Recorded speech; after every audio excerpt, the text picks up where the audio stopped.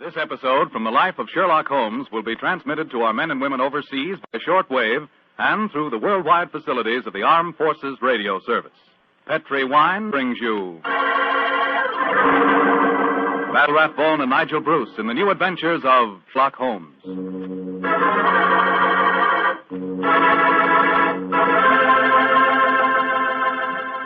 The Petri family, the family that took time to bring you good wine, invites you to listen to Dr. Watson tell us about an exciting adventure he shared with his old friend, that master detective Sherlock Holmes.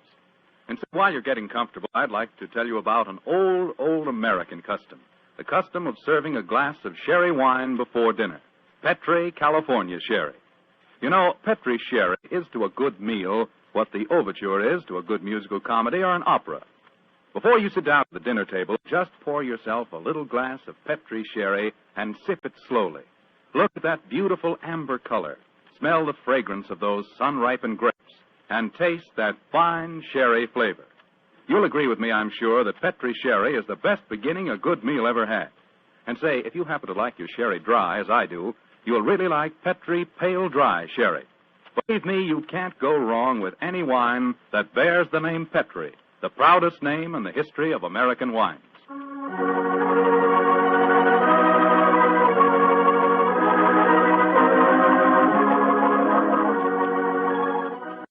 And now let's drop in on the good Dr. Watson, who's waiting for us in his California ranch house. Good evening, Doctor. Good evening, Mr. Foreman. Come in and make yourself at home. Thank you, Doctor. Sitting here with the lights off, I see. Have you been getting yourself in the mood for tonight's Sherlock Holmes story? No, my boy, I was watching the sunset. It's quite a beautiful tonight. Aye, Doctor, the sun set over an hour ago. Yes, I know that, young fellow, my lad. I know that. At my age, a fellow's entitled to take a little snooze after dinner, isn't he? Of course he is, Doctor. And now that we've settled that, how about tonight's story? Well, a very beautiful girl figured prominently in this adventure, Mr. Foreman. Her name was Jasmine Lafleur. Huh? You say that again, Doctor, please? I know, my boy, but that was her stage name. When she was a magician's assistant, unfortunately, I never had the opportunity of seeing Jasmine Lafleur in the theater. But I'm told that she was a fascinating figure in tights and spangles. When Holmes and I first met her, however, she was dressed a little more conventionally. And her name was then Diana Vennering. Lady Vennering. Lady Vennering? Say, those tights and spangles really paid off, didn't they? Well, how did you and Sherlock Holmes come to meet up with her, Doctor? In rather spectacular style, Mr. Foreman. Miss Lafleur became something of a femme fatale in the early 1900s. First of all, she married Signor Rossoni, the magician for whom she was working. On the wedding night, he was mysteriously stabbed to death. A few months later, Madame Rossoni, very fetching in her widow's weeds, I'm sure, met Sir Wilfrid Vennering. And, after a whirlwind courtship, she married him. Don't tell me he got murdered, too. He did, Mr. Foreman. Also on the night of the wedding. But this time the police found a suspect. It was a certain Major Beckworth, cousin of the dead man, and an ardent suitor of the fair Diana. The trial at the Old Bailey was one of the most sensational I ever remember. Sherlock Holmes and I, in court on the closing day as a jury, were still considering their verdict. Holmes, the jury's been out over 8 hours. I bet you they can't agree on a verdict and there'll be a new trial. I think not, old chap. Look, here they come now. You know, there's a strong moral probability of guilt, but I'm sure they'll agree that there's insufficient evidence to convict. Oh, perhaps you're right. Just look at Lady Vennering down there ahead of us. What a stunning woman. Yes, and a woman of great poise and courage. Here it comes. Gentlemen of the jury, have you arrived at a verdict? We have, my lord. How say you? Do you find the defendant guilty or not guilty? Not guilty. Exactly. Come on, Watson. Let's get a breath of fresh air. Well, I was wondering perhaps if we shouldn't go over and congratulate Lady Vennering. On what? The fact that our husband's murderer has not been found? Oh, I suppose you're right. You ever read the Book of Tobit, Watson? Tobit? I don't think so. When was it published? Oh, a little before our time, old chap. It's an Old Testament story. Whatever made you think of it at this moment? Well, it's so remarkably apposite with the case of Lady Vennering. It deals with a highly peculiar series of murders, 7 of them, if I remember correctly. Who was the murderer? A jealous demon by the name of Asmodeus, who strangled husbands on their wedding nights.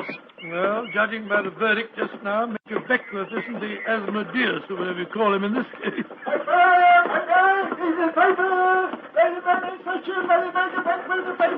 Here you are, boy. Here, give me a paper. Thank you, Governor. Thank you. The paper! Well, Holmes, what does it say? Oh, wait a minute. Here we are. Listen to this. Lady Veneering, widow of the murdered man, says that she will marry the suspect. Lady Veneering told newspaper reporters this afternoon that if Major Beckworth is acquitted, she will marry him before the year is out. Oh, upon my soul, Holmes, there's a positive sparkle in your eyes. You read about her. I must admit the lady fascinates me, old chap. I hope before she becomes involved in any further tragedies that we may have the opportunity of meeting her, and something tells me that we will.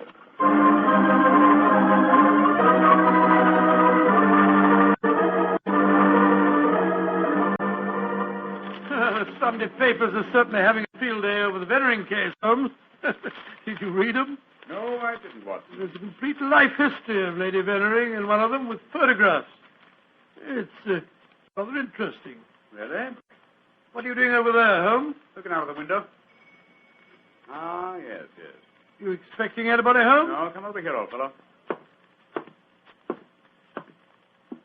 Oh, it's a clergyman. Yes, a very agitated one. Look at the way he's pacing up and down, and looking up at our window, too. By Jove. What eyes. Yes, there's a fanatical look about him, which suggests either the martyr at the stake or the inquisitor lighting the faggots. Mrs. Hudson's letting him in now. Well, I'll be interested to know what he's come to us about. I can hear footsteps on the stairs here. I'll go and have a look. How do you do, sir? Come along in, won't you? It's all right, thank you, Mrs. Hudson. You're Mr. Sherlock Holmes? I am, sir, and this is my colleague, Dr. Watson. My name is Whalen, the Reverend Arthur Whalen. How do you do, How sir? do you do, sir? Sit down, would you, and tell me what I can do for you. Thank you. Mr. Holmes, this is a very difficult subject to broach. In fact, it's only after intense personal conflict that I've been able to force myself to come to you. May I ask you, are you familiar with the Book of Tobit? Book of Tobit? Gracious me. You were talking about that yesterday, huh? I see that you've come to consult me about the Veneering case. But that's amazing. How did you know? Has Lady Veneering been in touch with you? No, sir, but I'm familiar with the Book of Tobit. Lady Venering's case closely resembles that of the woman Sarah in the Old Testament story. More closely than you realize, Mr. Holmes. Did you know that before each one of Lady Venering's husbands was killed, they received a threatening note? Yes, I recall that from the trial. Signed in some sort of gibberish, weren't they, sir? No, Doctor. Yesterday I was permitted for the first time to examine one of these notes. The apparent gibberish was in reality ancient Hebrew writing. Indeed. Were you able to translate it? Yes, Mr. Holmes. In effect, it said, if you go through with this marriage, your hours are numbered. And it was signed Asmodeus. Oh. The name of the jealous demon who strangled husbands in the Book of Tobit. Exactly. Just why have you come to me, sir? I want you to talk to Diana, to Lady Veneering, to tell her she must not go through with this new marriage. Murder is stalking her, Mr. Holmes. I have argued with her, prayed with her, implored her to realize her danger. But she is adamant. I'm afraid I should feel extremely presumptuous in giving her my advice. No, Mr. Holmes. I have prepared the way for you. You could, I'm sure, make her realize her danger. And she's willing to see me, you say? Willing and anxious. Oh, very well. But I'd like to ask you a few questions first. Anything, Mr. Holmes. What is your interest in her? She's a member of my flock. She needs my guidance. Nothing further? No, Mr. Holmes. Well, I believe that you performed the marriage ceremony at both of her previous weddings. Yes. Are you proposing to officiate the ceremony if she marries Major Beckworth? Well, I don't know. I'm hoping that marriage will never take place. And so I want you to help me, Mr. Holmes. Where does the lady live? 47, Berkeley Square. Very well. Dr. Watson and I will call on her this afternoon. Delighted to. I doubt if I can be there myself. In fact, Diana might speak more freely if I'm not. But here's my card. Oh, thank you. You'll know where to get in touch with me if you want to. Very well, sir. Good day to you, gentlemen. And I'm greatly in your debt. Well, good day, sir. Good day. Strange business, Holmes. I can't believe that Mr. Whalen's motives are entirely impersonal. Nor can I, old chap. What are you laughing about? I was thinking of the Book of Tobit, Watson. In that the role of protector, the role I have just been asked to take, was played by the Archangel Raphael. I can't help feeling, Watson, that I'm making distinct strides in my profession.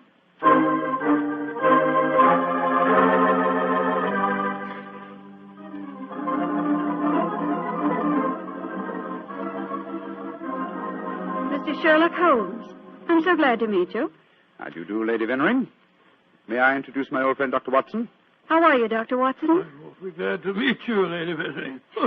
Let's sit down, shall we? You're just in time for tea. Thank you. You know why we're here, of course. Oh, naturally. Mr. Whalen came round here as soon as he'd left you. You're to persuade me to look after my mortal affairs, while he takes care of my immortal ones. Isn't that it? Well, that's charmingly put, Lady Vennering. Charming. May I say, Mr. Holmes, that I'm flattered that a man of your eminence should be sufficiently interested to bother about me. You underestimate your own importance, Lady Vennering. Though I may mention that if your problem had been as simple as Mr. Whalen made it out to be, I might have been otherwise engaged. You're being very frank and a little mysterious. Are you suggesting that Mr. Whalen didn't tell you everything? I am. And I hope you will be more candid with me. Sherlock Holmes, I like you. You're most refreshing. Milk and sugar in your tea? Just milk, thank you. Here you are. How about you, Dr. Watson? Oh, just the same way, please. Hey, thank you, my dear. And now, Mr. Holmes, perhaps you'll tell me why you think that you haven't been told everything. Before I answer that, Lady Vennering, I wonder if I might ask you some questions. But of course. Anything. When your first husband, Signor Rossoni, was killed, did the police find any suspects? Yes, one. Ferdinand Gautier, a young man who had been an assistant in our Magician's Act. Stupid, poor-looking boy who thought he was in love with me. But of course, Inspector Lestrade had to release him. There was no evidence. Inspector Lestrade? Well, you can bet that if he arrested him, the boy was innocent. A warning note was found among your husband's effects, wasn't it? Yes, and it was signed in Hebrew with the name Asmodeus. But perhaps you're not familiar with the Book of Tobit. Oh, yes, sir, I am. I'm familiar with it, Lady Vennering. How did you know then that the Hebrew letters signified that name? Mr. Whalen translated them for me. Oh, I see. And also read me the Book of Tobit. He's always been particularly fond of that book. Perhaps because it illustrates his own ideas on the dangers of marriage. But Holmes told us that he hadn't seen one of the warning notes until yesterday. Precisely. Lady Vennering, I read in the papers that you intend to marry Major Beckwith, the man who has just been tried for your late husband's murder. Yes, Mr. Holmes. When are you going to marry him, may I ask? When it pleases me. Doesn't it occur to you that a great deal of comment will be caused? Also that Major Beckwith's life is in obvious danger? Of course it occurs to me, my dear man. But because of two tragic marriages, am I to spend the rest of my life alone? As Mr. Whalen would have me do? I'm young, alive. Peter, what are you doing here? I just arrived back in England today, Diana. What's this I read about you marrying Beckwith? Peter, I have guests. Mr. Sherlock Holmes and Dr. Watson. This is Peter McComas, one of our most promising young painters. Diana, tell me it isn't true. When I left England, you loved me, and I you. I come back, and what do I find? You're planning to marry Beckwith. Well, I won't stand for it. If you think you can throw me over like some silly boy, you're very much mistaken. I can tell things, you know. I can tell lots of things. Get out of here, Peter. Get out. Diana. And don't come back until you've learned manners and discretion. But Diana... Get out!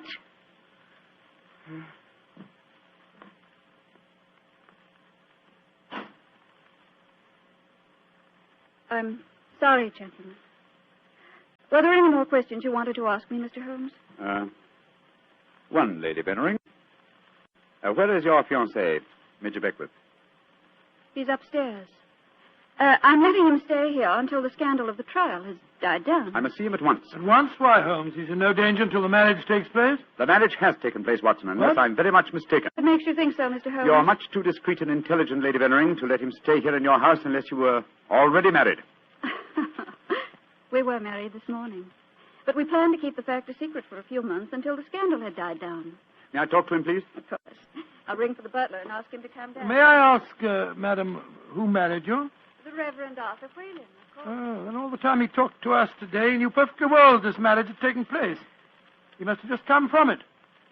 I don't trust that man, Holmes. Oh, there you are, Hudson. I just rang for you. Will you ask Major Beckwith? Excuse me, lady. I was just on my way to telephone the police. The police? What do you mean? It's Major Beckwith, milady. He's been stabbed to death in his bath. Mr. Beckwith murdered, too. Hodgson, I'll telephone the police. By now, I'm rather well acquainted with Inspector Lestrade. Excuse me, gentlemen. A dreadful business, Holmes. The third husband murdered on his wedding day. But what a woman, Watson. She's superb, magnificent. What on earth do you mean, Holmes? What courage. What unconquerable spirit in the face of a fresh tragedy. Watson, she fascinates me. I haven't seen such a splendid female since we solved that case for the King of Bohemia.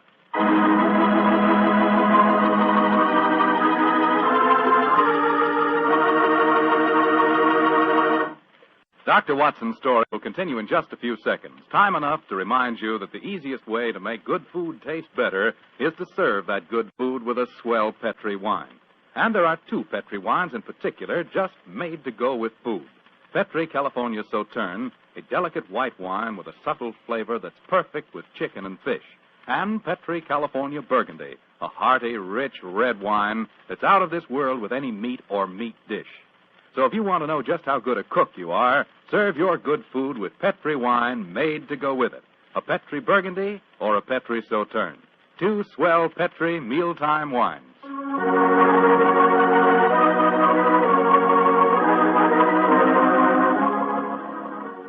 And now back to tonight's new Sherlock Holmes adventure. The famous detective and his old friend Dr. Watson have become involved in the affairs of thrice-married Diana, one-time magician's assistant. Each of her husbands has been mysteriously murdered on his wedding day, the latest murder occurring on the same day that Sherlock Holmes and Dr. Watson are brought into the case. As we rejoin our story, it's a month later, and for some obscure reason, Sherlock Holmes seems to have lost interest in the case, though not in the beautiful Diana. Mr. Holmes. Yes, Lestrade? It's over a month now since Major Beckwith was murdered, and we haven't found a single clue to it. Do you expect me to supply the deficiencies of Scotland Yard? Well, it's unlike you not to help us, Mr. Holmes. And after all, you and Dr. Watson were in the house when it happened. If you ask me, the murderer's either McComas, that Irish painter, or the clergyman Whalen. What do you think, sir? As far as I'm concerned, the case is closed, Lestrade, and I wish you'd stop bothering me. What do you think I am? Nothing but a detecting machine? Mr. Holmes, whatever's come over you? Holmes, you're not going out again this evening, are you? I'm afraid so, old chap. Well, this will be the fourth night in a row. I was hoping that we might have a nice, quiet evening in front of the fire. Oh, I'm sorry, Watson, but I promised to take Diana to the horse show at Olympia. I should be home by midnight.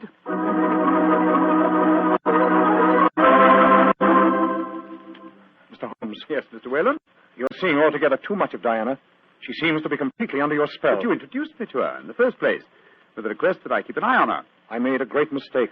As her spiritual protector, I'm afraid I must ask you to stop seeing her. I'm afraid I must ask you, sir, to mind your own business.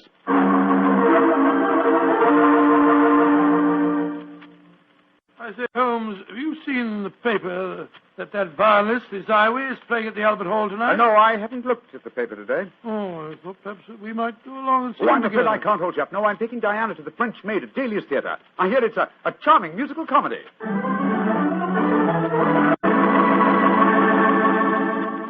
Look here, Holmes.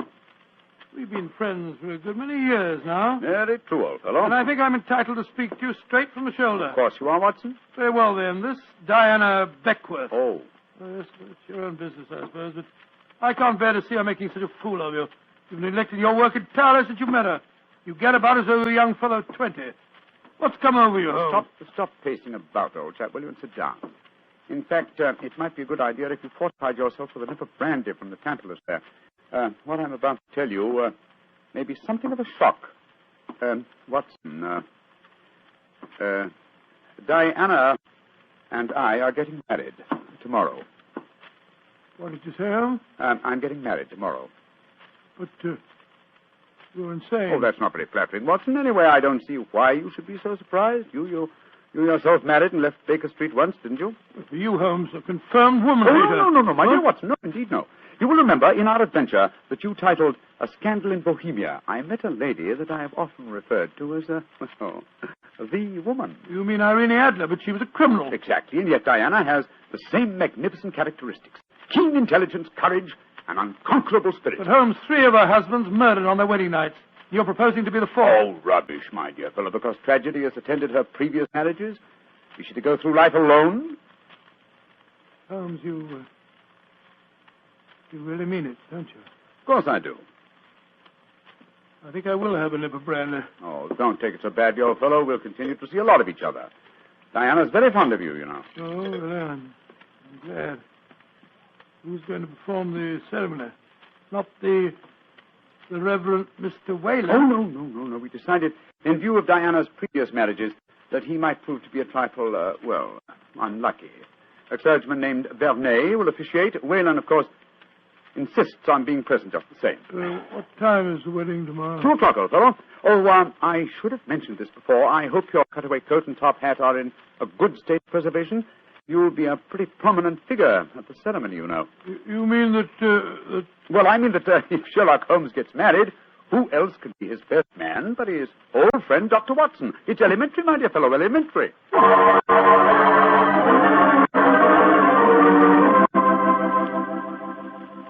I now pronounce you man and wife, and those whom God hath joined together, let no man put asunder.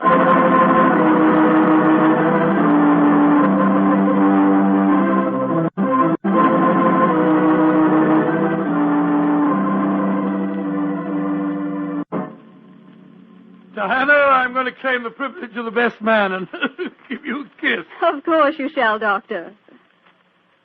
Joe Holmes, you're devilish lucky fellow. Of course I am, old chap. Sherlock, I'm going upstairs to change my dress now. Very well, Diana. I'll be up shortly. I'll see you later, Dr. Watson. Very well, Mrs. Holmes. Holmes, I never thought I'd live to say that. Watson, old fellow, I'm worried. Worried today? Oh, my dear fellow, what's the matter? Well, just before the ceremony, I received one of those warning notes signed by Asmodeus. Oh, you better be careful, Holmes. I think I'll slip out and have a pipe or 2 on the matter. Yes. Look after my guests for me, will you? And keep your eyes open. And your ears. Yes, I will indeed. There you are, Mr. Whalen. Would you care for a glass of champagne or punch or something or other? Thank you, no, Doctor. I'm in no mood for celebration. I'm certain that Diana has made a shocking mistake. Well, really, sir, I don't think... I only came here in a last-minute attempt to dissuade her. Now that I've failed, I shall leave. Good day, sir. Yes, so. Dr. Watson? Oh, hello, McComas. Where's Mr. Holmes? We'll be back in a few minutes. Would you care for a glass of champagne, sir? Well, thank you. I should like to drink a toast to the pair. I've been in love with Diana for years, you know, but she wouldn't marry me, and, well, I suppose I might as well make the best of it. I must say your friend Sherlock Holmes seems like a splendid fellow. He is indeed, McComas. In fact, I may say... What? Excuse me, sir. All right, Holmes, I'm coming. Come here.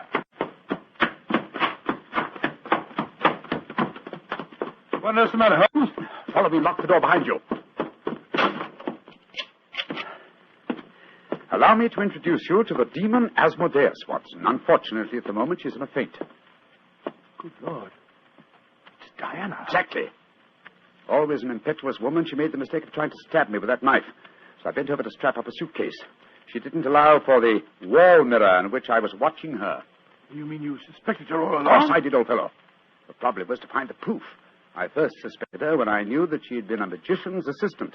The key to the profession of magic is misdirection, and these murders have been a perfect example of misdirection motive. How do you mean, Holmes? Well, by creating Asmodeus, thanks to the well-meaning stories of the Reverend Mr. Whalen, whose theological libraries she must have copied the Hebrew signature, she focused the murders on jealousy, concealing the fact that the one person with a perfect motive was herself, the widow who was to inherit. Oh, why hasn't she been caught before? Because she was clever, devilishly clever.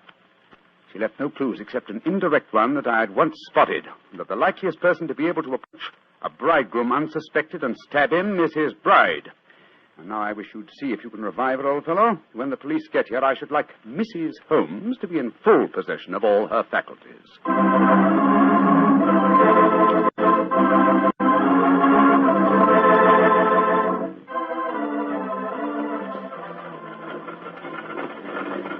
Well, Holmes, I must say I never expected to be driving back with you to Baker Street on your wedding day. I can't tell you how happy I feel. Dear old Watson, you really thought that I deserted you, didn't you? Oh, naturally, I wish you'd told me the truth. Well, I couldn't tell anyone, not even you.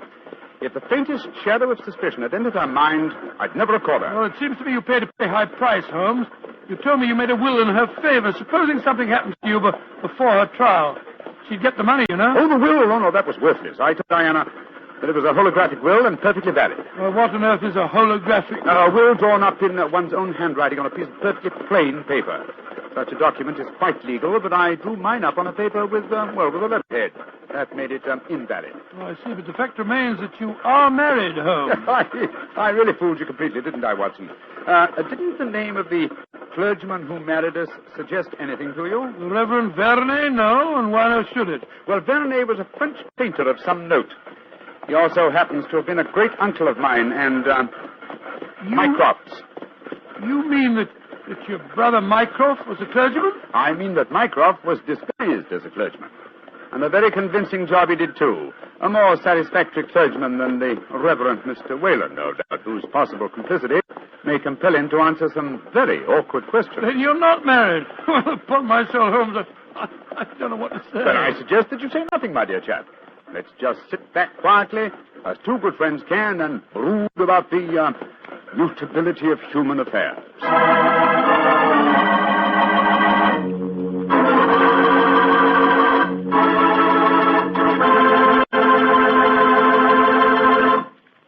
Well, Doctor, tonight's adventure was really a little extraordinary, to say the least. Holmes sure had a narrow escape. Doubly narrow, Mr. Foreman, doubly narrow. He not only escaped the jaws of death, but he also escaped the clutches of matrimony. Actually, the story had a happy ending for everybody but Lady Vennering, Jasmine Lafleur. What about that artist fellow, McComas? How did he take it? Oh, very well indeed. In fact, in gratitude, he even painted Holmes's portrait. Not exactly a good likeness, though. One of those modern artists who paints his impressions of a person rather than a portrait. What do you mean? Well, now, let me see. If he were to paint his impression of you, you'd probably end up by looking like a bottle of Petri wine in a sports jacket. Go ahead, Doctor. You can tease me all you want to, but I'll still rave about Petri wine. And why not? The facts bear me out that Petri wine most certainly is good wine. After all, the Petri family knows all there is to know about the art of turning plump, sun-ripened grapes into fragrant, delicious wine. That's because they've been making wine for generations, ever since they started the Petri business way back in the 1800s. And because the making of Petri wine is a family affair, the family has been able to hand down from father to son, all their skill and knowledge and experience. And believe me, that adds up to plenty. So no matter what type of wine you prefer, one to serve with meals or a wine for any special occasion, choose one of the fine Petri wines. You can't miss, because Petri took time to bring you good wine. And now, Dr. Watson, what story do you have lined up for us next week? Well, now, let me see, Mr. Foreman. I'm going to tell you about a strange adventure that began by my taking a wild cab ride through the moonlit streets of London and ended with Holmes and me being trapped in a luxuriously furnished cellar below a furniture warehouse down by the waterfront.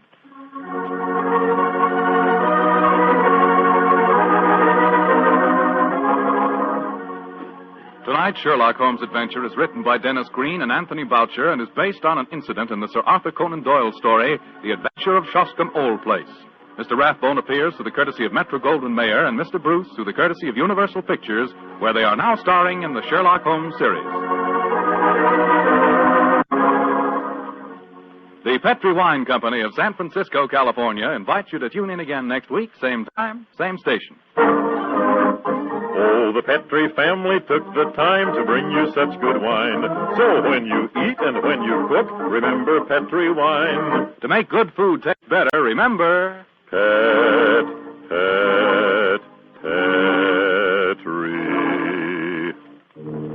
wine. This is Bill Foreman saying goodnight for the Petri family. Sherlock Holmes comes to you from our Hollywood studios. This is the Mutual Broadcasting System.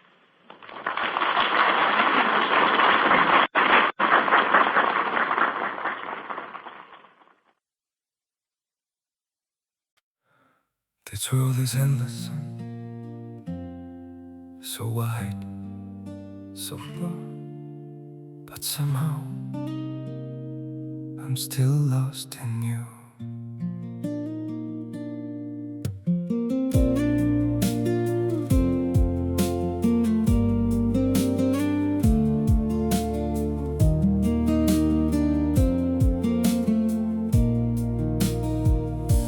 streets are full of moving shadows, countless places I could go. City shining, people passing, yet I still feel so alone. Every road keeps leading nowhere, every sky feels cold and blue. In this world so vast and open, I'm still lost in missing you. The world is wide, so wide before me, but I keep losing my way. Somewhere in the endless distance, your memory makes me stay.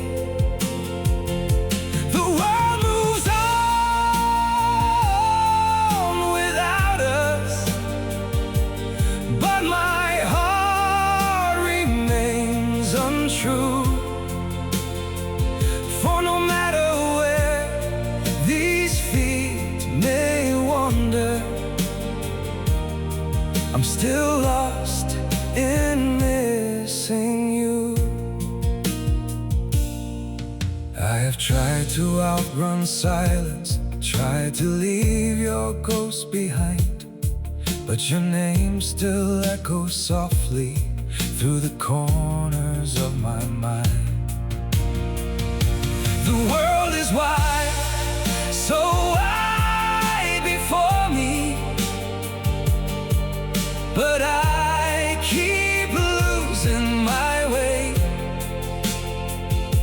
Somewhere in the endless distance, your memory makes me stay.